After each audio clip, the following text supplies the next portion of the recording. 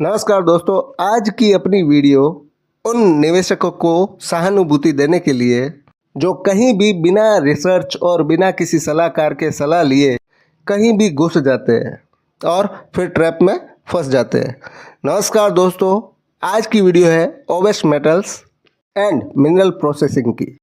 दोस्तों, ओवेस मेटल ऐसा स्टॉक जो एसएमई आईपीओ के जरिए मार्केट में लिस्टेड हुआ शायद 250 के आसपास एंड जिसका प्राइस बैंड था 87 का, और जिन जिन को ये अलॉटमेंट मिला था उनका तो मानो लॉटरी लग गई हो, पैसा सीधा लिस्टिंग के टाइम 3 गुना।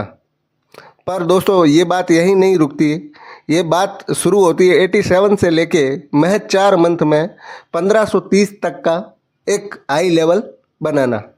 तो दोस्तों, आपको क्या लगता है, इसमें रिटेलर्स फंसे हैं या फिर इसमें रिटेलर्स ने पैसा बनाया? ऐसा इसलिए भी पूछ रहा हूँ क्योंकि ये शेयर आज अपने हाई 1530 से टूटकर लगभग 66% टूटकर 500 के आसपास ट्रेड कर रहा है। दोस्तों, आज की वीडियो में हम डिस्कस करेंगे इस स्टॉक का 87 से 1530 तक जाना और नाउ 66% तक लुढ़क जाना। क्या ये गिरावट कोई स्पेशल रीज़न के कारण आई है या फिर रिटेलर्स को बुला बुला के फंसाया गया? कंपनी के नेम से आपको साफ पता चल रहा है, कंपनी मेटल और मिनरल्स प्रोसेसिंग का काम करती है। सबसे पहले हम शुरुआत करते हैं इसके फंडामेंटल्स पर। आरओई इनका देखें तो 42% है। मतलब ये कंपनी मानो जैसे कोई इन्वेस्टर्स को सोने का अंडा दे रही थी। और इनका कर्ज डेब्ट टू इक्विटी रेशियो 0.23 है, जो कि सेक्टर के हिसाब से न के बराबर मान सकते हैं। लेकिन क्या ये सब सच है या फिर कोई भ्रम है? इसका पीबी रेशियो देखो 8.54, अपनी असली कीमत से 8 गुना महंगा। बाजार को किस बात का यकीन था जो इस स्टॉक को इतना हाई लेवल पर लेके गए? दोस्तों, जब अपन गहराई से रिसर्च करते हैं देन ध्यान जाता है कुछ पुरानी खबरों पर। आपको शायद पता हो, जून 2024 में एक खबर आई थी, ओवेस मेटल के प्रमोटर ने राजस्थान में भारत के सबसे बड़े गोल्ड माइनिंग ब्लॉक भ्रोकिया जगपुरा के लिए बोली जीती थी 1,10,000 करोड़ का गोल्ड रिजर्व। दोस्तों, ये न्यूज़ आग की तरह फैल गई। इस न्यूज़ ने एक ही मिनट में कंपनी को मिनरल प्रोसेसर से गोल्ड किंग बना दिया। 1530 का ऑल टाइम हाई बस इसी एक खबर पर टिका था।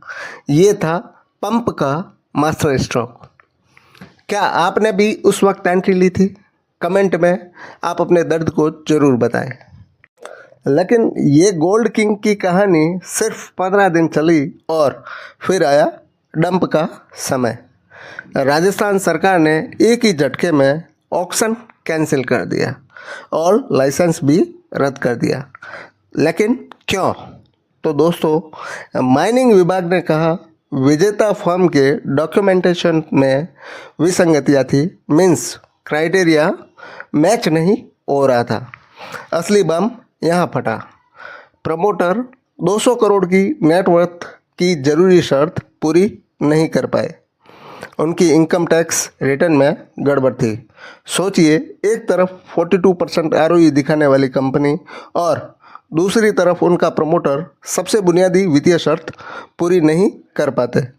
इसका सीधा मतलब ये निकलता है, जिस गोल्ड माइन न्यूज़ पर आपने स्टॉक खरीदा वो खबर ही झूठ की बुनियाद पर टिकी हुई थी। जो होना था वो अब हो गया, लेकिन अब सवाल ये है कि इन्वेस्टर्स जिसके पास ऑलरेडी शेयर्स है वो 500 के लेवल पर क्या करें?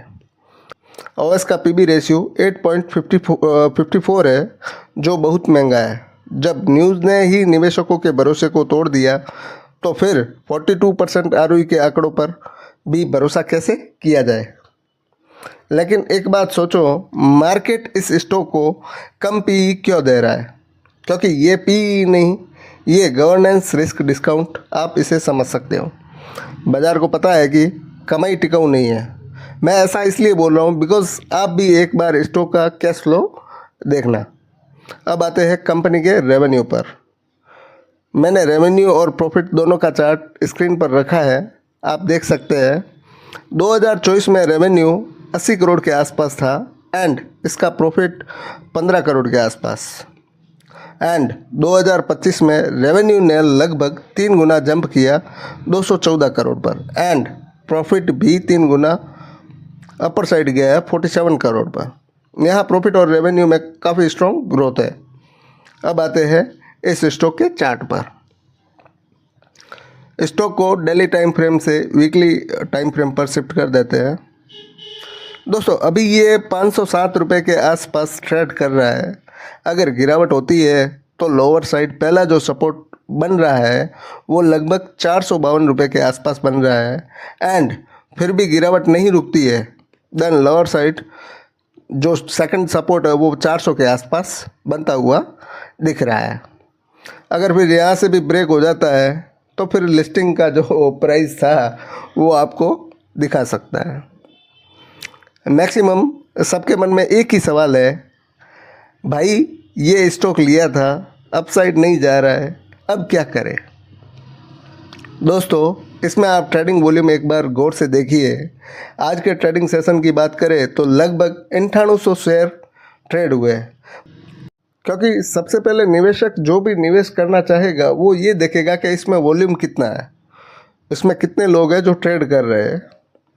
दोस्तों कोई भी एसएमई आईपीओ वगैरह आप भरते हो तो सिर्फ प्रीमियम देख के ही नहीं, कंपनी के फंडामेंटल्स और बिजनेस मॉडल और कैश फ्लो को भी ध्यान में रखा करो। दोस्तों SME market high risk high return का खेल है, लेकिन जहां गोल्ड माइन जैसे बड़े बड़े सपने सिर्फ 15 दिन में टूट जाते हैं वहां ड्यू डिलीजेंस सबसे बड़ा हथियार है। ऐसे पंप एंड डंप स्कीम से बचे। अगर रिसर्च पसंद आया तो लाइक करें। और दोस्तों मेरी एक पर्सनल रिक्वेस्ट है कि आप कोई भी निवेश करते हो तो सेबी रजिस्टर्ड सलाहकार से सलाह लेके फिर निवेश करें। और ऐसे ही वीडियोस के लिए हमारे चैनल को सब्सक्राइब करना ना भूलें। धन्यवाद, मिलते हैं नेक्स्ट वीडियो में।